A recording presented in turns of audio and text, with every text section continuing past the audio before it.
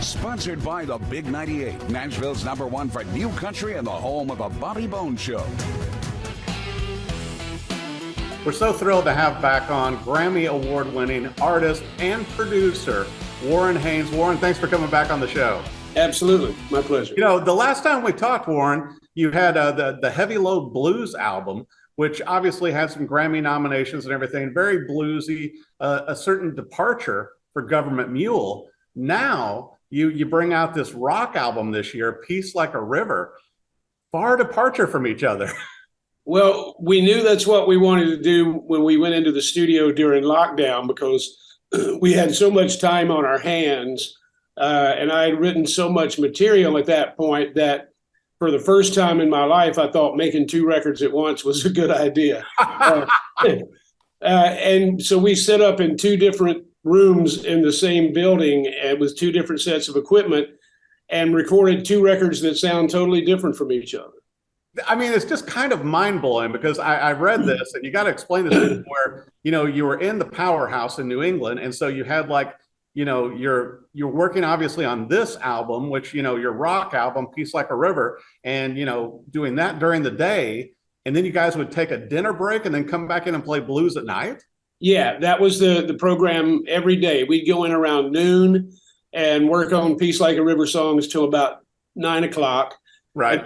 Then we take a little dinner break and then go next door and play blues till we were tired. And then it was the perfect formula because you're supposed to play blues at night anyway. Exactly. I mean, you got to live it, you know, and I thought it was so interesting also, Warren, that the blues album, which Gov't Mule, I mean, hard to believe you guys are coming up on 30-year anniversary next year, but the blues album was your wife's idea.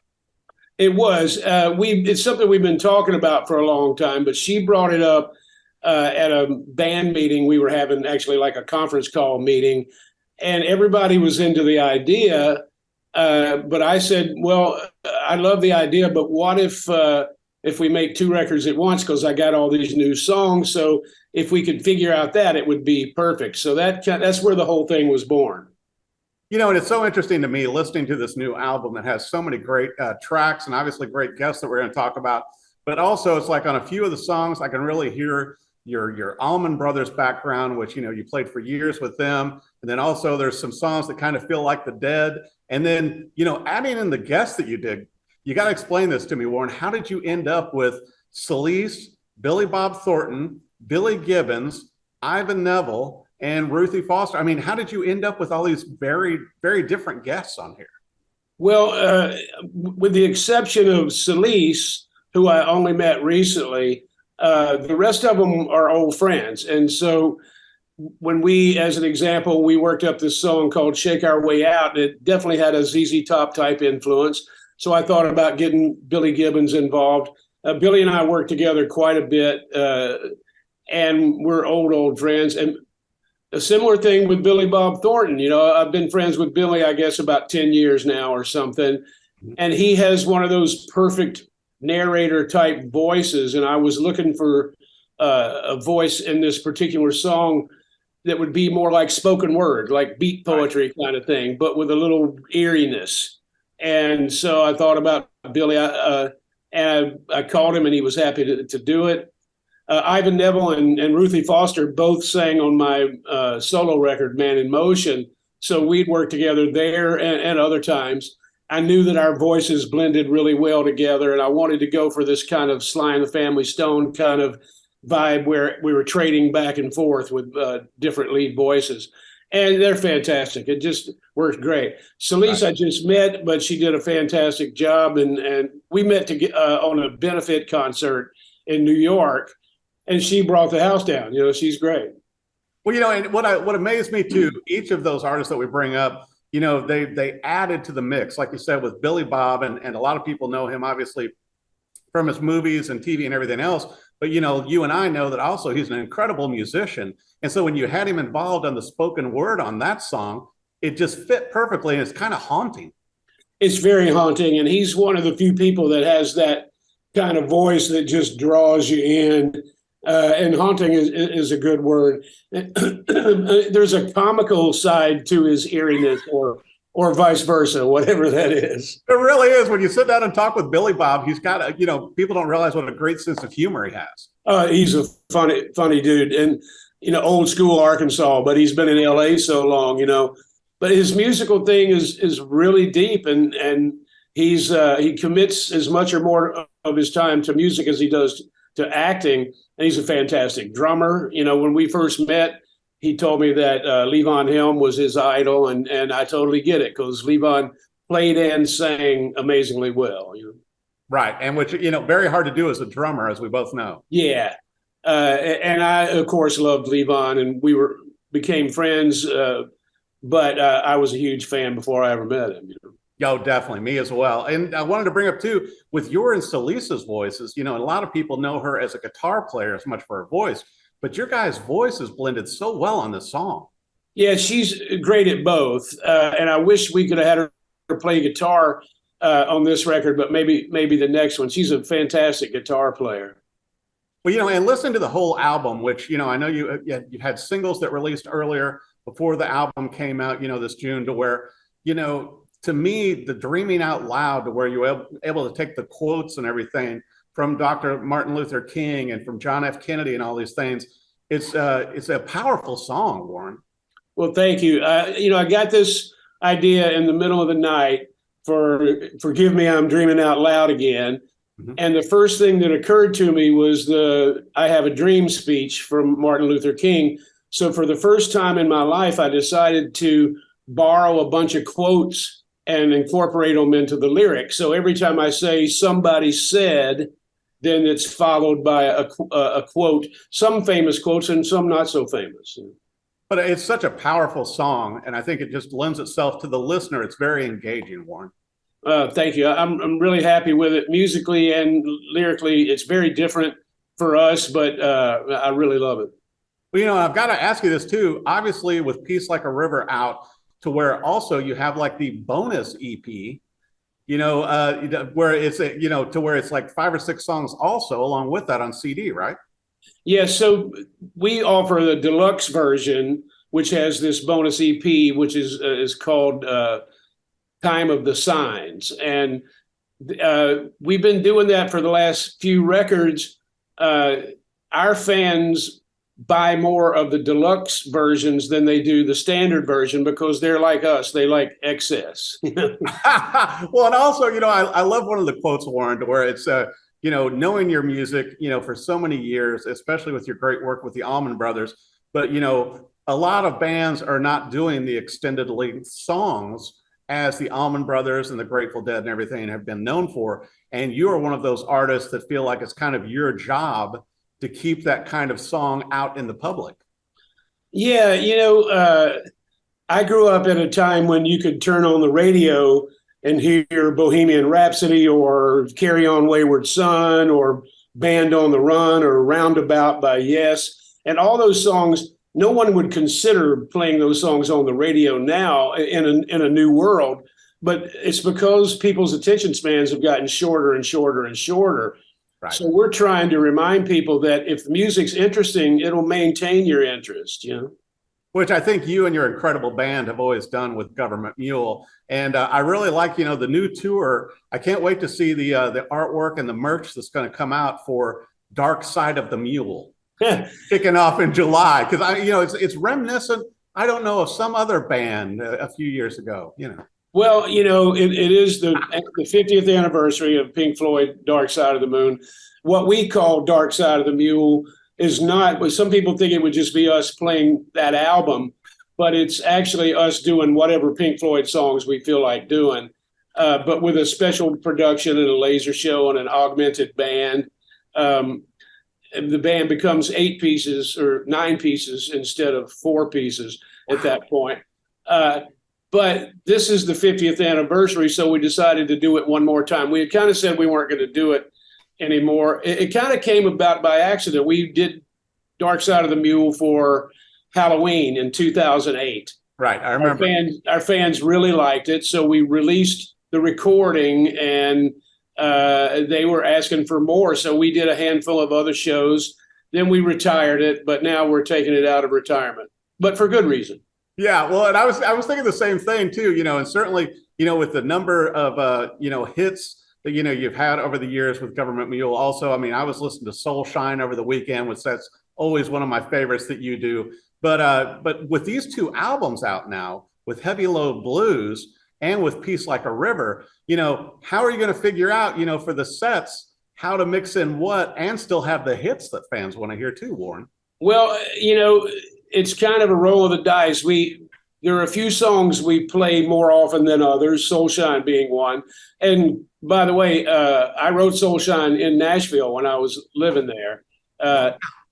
But fans that follow us around know that it's different every night.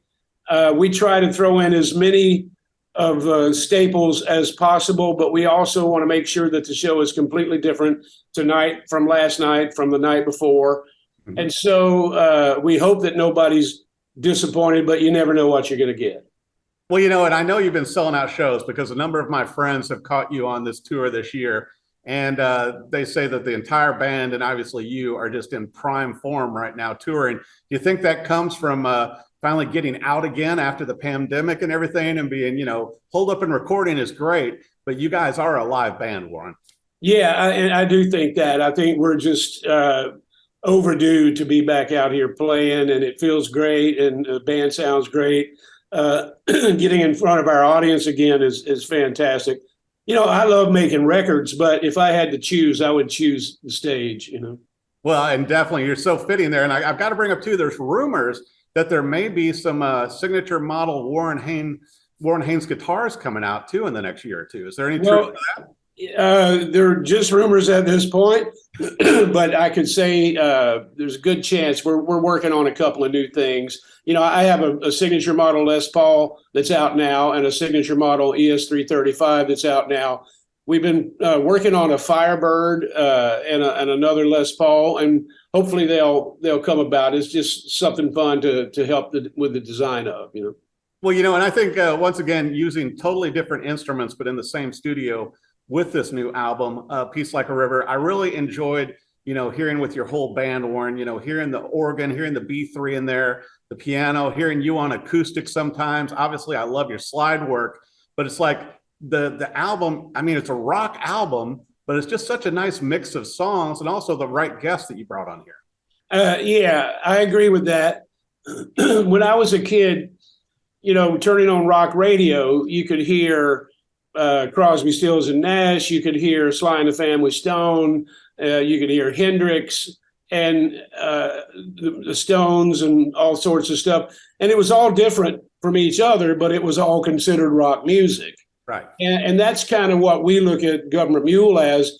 Any of our influences will find their way into the music as long as they feel like they belong, Well, and I got to ask you this, and this may be double secret, that you can't tell me, but are there any big plans for the Gov't Mule 30th anniversary that is quickly approaching?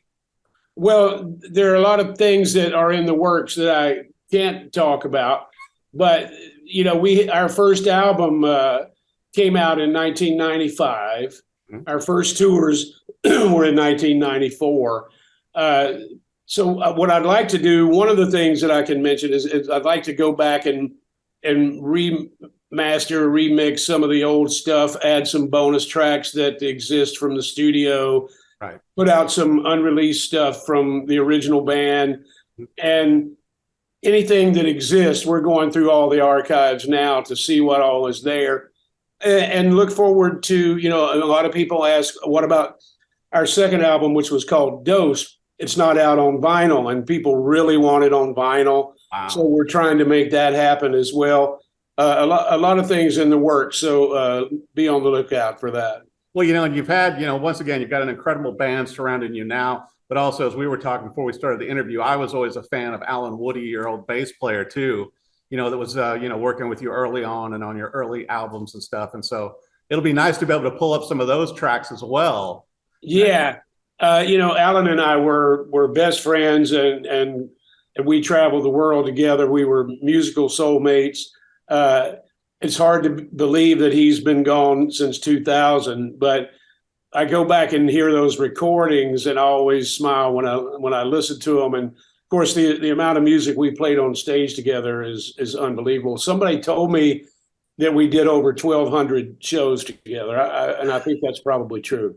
And I never knew how you did it, Warren, to where, being such an in-demand session musician, plus, touring with the Allman Brothers and the Dead and Gov't Mule, how you kept them all juggled, playing all these things to where, I would see you out with the Allman Brothers. It's like, how did you manage that kind of career at that time, playing with that many bands and Gov't Mule? Well, we had time on our hands because the Allman Brothers worked about half the year. So we had this other half of the year to do what we wanted to do. And for me, having those opportunities was something I couldn't really turn down. I mean, I get asked that a lot. People say, we see you here, there, all over the place. I'm like, if somebody that I really admire asks me to play, I'm going to play. I love it. And so back in those years, I was going from one band to another. Sometimes there were some shows where I played in 2 or 3 bands in the same night. But, what better way to spend your time than doing what you love, Exactly. Well, and obviously on the Dark Side of the Mule tour kicking off this summer, that when artists, when they come and see you, you may have guest artists sitting in once in a while, depending on the city, and also a nice array of classic instruments, I assume, out on the road with you. Yeah, we don't bring any of the breakable ones out, but right. There's always a nice, generous supply of instruments around.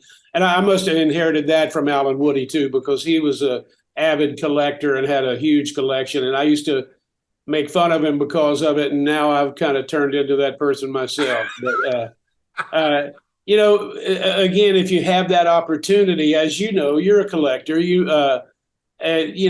why not? It's a fun hobby and doesn't hurt anybody. Well, I've always said, Warren, they're playable artwork. Absolutely. And if you don't play them, they're just artwork, and that's not cool. And that's not good for, you got to play and you got to get them out there. And I know you use a lot of yours in the studio too. I want to make sure for our viewers so that they know where to catch you on tour, because, you've got the ongoing tours. You've got the Dark Side of the Mule kicking off in July, the brand new album, Peace Like a River. And if they get the deluxe set, which I'm sure they will, that where they can find, that everywhere that music's sold, where should they go for everything Gov't Mule? Mule.net is a great place to start. And that'll give them everything, right? And then they can follow you and everything. If you're more savvy than I am, you can figure it all out from there. Well, I'll tell you what, we can't wait to see you live and on the road again, Warren. And also congrats on the upcoming signature models. And can't wait to see the secret stuff that's coming out, in 2024 with the 30th anniversary. I remember when you started Gov't Mule. I can't believe that it's coming up on 30 years now, Warren. It's hard for me to believe, too, especially since we started as a side project to the Allman Brothers that thought we were only going to make one record. We never thought we would make a second record, and now we just released our 12th. That's what I was going to say. This is your 12th studio album. And not only, to me, it's just mind-blowing that you're making 2 albums at once. In the morning, you're working on the complicated rock and roll album. And at night, after dinner, you're just jamming the blues until everybody gets too tired. And that was the perfect thing because at the end of a long day, playing the blues is just a way of shutting your brain off and having fun. And it worked out. It worked out to be great. And also, I should say, I think the new record is my favorite one so far. I'm really happy with it. And I know I'm not objective, but as of this moment, I'm really proud and think it's the best one we've made. Well, and having listened to your past albums, I feel the same. After listening to the tracks, and once again, I'm no purveyor of radio hits or anything else or Spotify playlists. There's a lot of hits on here, it feels like to me. There's just so many great songs, and it seems like you and the band really stretched yourself on Peace Like a River on this album. I think the fact that we had so much time on our hands gave us an excuse to just totally pour ourselves into the work. And, it's like the old saying, you got your whole life to write your first record and 6 months to write your second one. We pushed reset for this. We had all this time to write and work up new material. We had more new material than we've ever had. Well, that's what I read, that you guys went into the studio with like over 40 original songs, and then had to pare that down to what was actually going to be recorded. Yeah, and some of the ones that didn't make it, I'm really looking forward to revisiting. Well, I tell you what, we can't wait to hear him also. Warren Haynes of Gov't Mule, thank you so much for coming on the show. Congrats on the new album and the tour and the upcoming anniversary, and we look forward to seeing you live. Thanks. Good talking to you again.